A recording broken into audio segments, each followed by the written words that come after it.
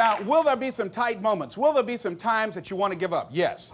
Here's something I was reading that Harriet Beecher Stowe said. She said, when you get into a tight spot and everything goes against you until it seems that you cannot hold on for a minute longer, never give up then, for that is just the place and time that the tide will turn.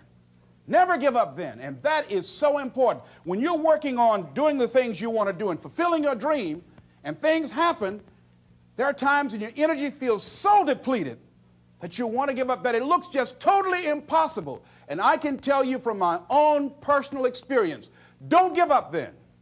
That's when you've got to fall forward, when life is kicking dirt in your face. Don't give up then. That's when most people turn back.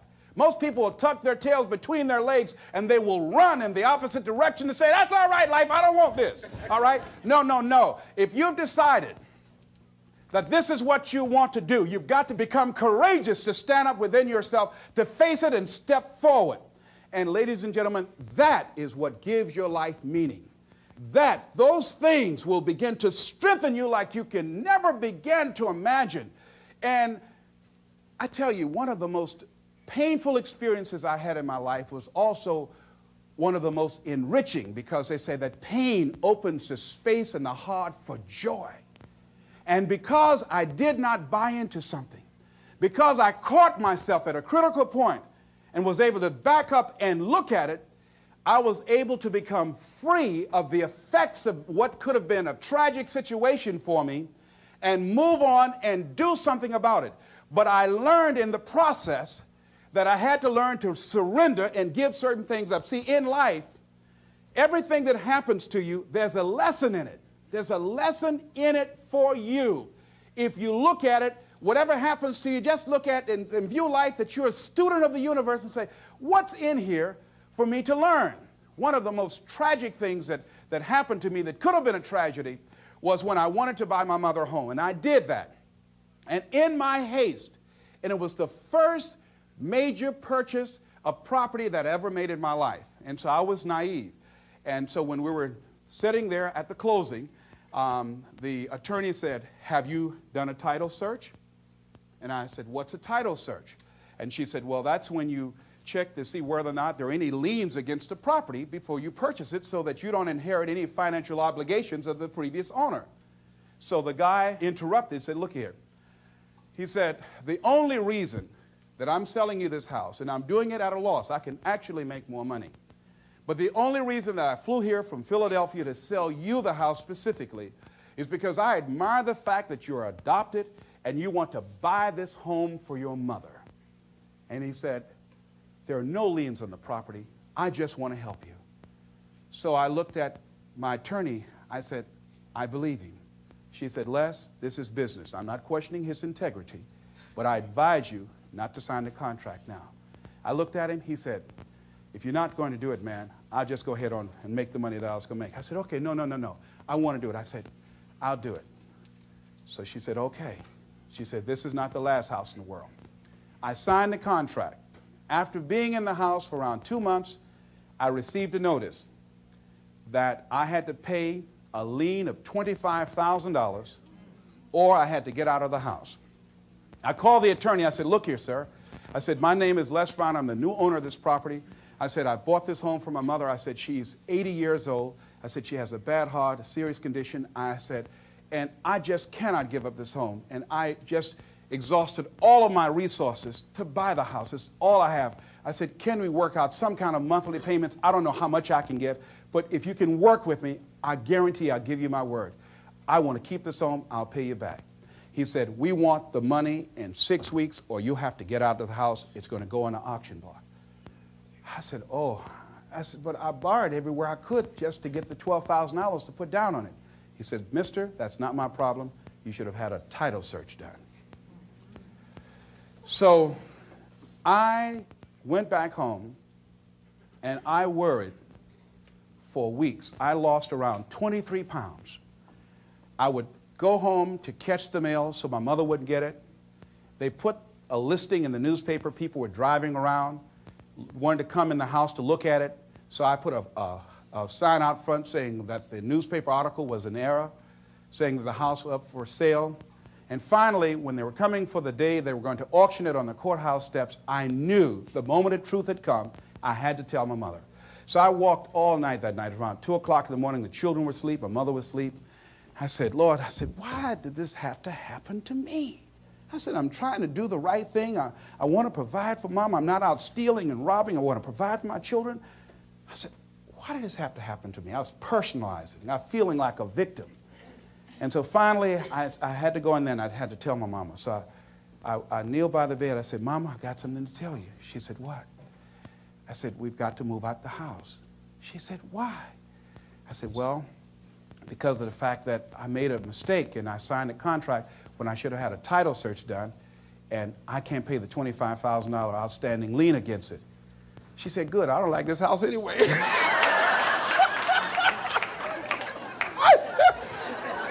I said, but you told me you did. She said, I just said that for you because you like this so much. She said, it's 2-story, baby, and the arthritis, I can't climb the steps. But you told me you could, Mama. Oh, I just did that for you. I walked up the steps and I was in the room saying, that fool crazy with this house. I said, oh, Mama. So I'll never forget when we had to pack up and go back to the old house we had moved out on in Liberty City, right down the street from Miami Northwestern High School. And the neighbors were out looking. Isn't that Mamie's boy? And they're coming back, you know. I was so embarrassed. I mean, I turned red, but couldn't nobody see it, you know. So my sister came over. She didn't make it any better. She was like, mixed the big time. Won't get no job going around and running your mouth. Yeah, you got a dream to get Mama home. Now, you back where you belong here. We came in the house and the roaches were playing bid whist. They said, y'all come on in, we miss y'all. And as I was taking furniture off the truck, I was so hurt and humiliated. I felt beaten. And I began to cry, and I held my head down. And my mama said, hold your head up, boy. I said, Mama, I just can't, Mama. She said, hold your head up. You have nothing to be ashamed of. You did the best you could. Hold your head up. So I said, yes, ma'am, Mama. So I was carrying the furniture in. And I had to give a lecture that week on forgiveness. And I can't talk about anything unless I'm doing it myself. And I had to forgive and forget. Let it go so that I could grow. It took me time to work through that, but I did, and I was able to give the lecture. And to this day, I can't even remember the guy's name. But because I let it go and I began to focus my energy in the now, later I got a bigger and better home for my mama.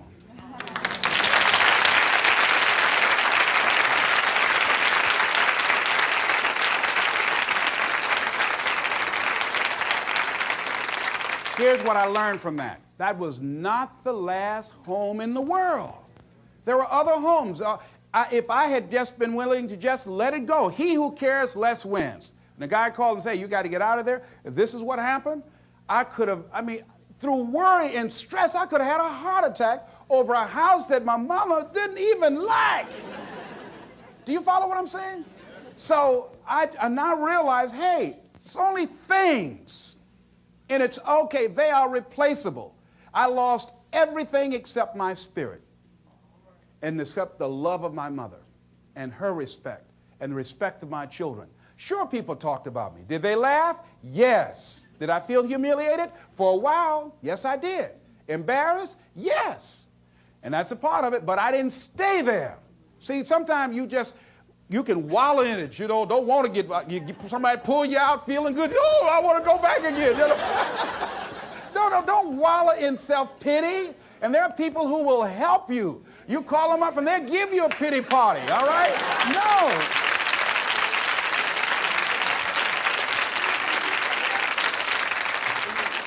I talked the other night about some explorers that were in Africa.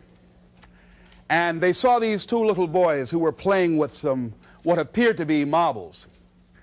And they went up to these little guys and said, here, let me give you some candy for that. Little fellas ate the candy and liked that. I said, can we have some more? I said, yes. But would you give me what you were playing with?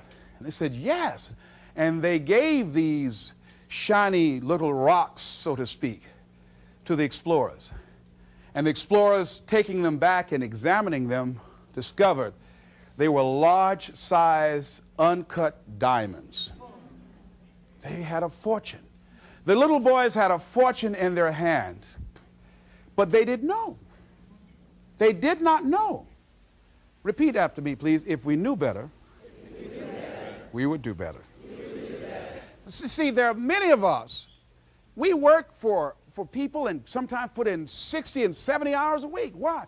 Because we have the ability, the talents, and the skills to contribute to the long-term growth and development and profitability of the company. Do we do that for ourselves? Oh, no. Why? Well, we say, well, I've got security. There's no such thing. It's an illusion in your mind. We go through life creating these illusions for ourselves. But it doesn't mean that you can't strategically work on something else on the side.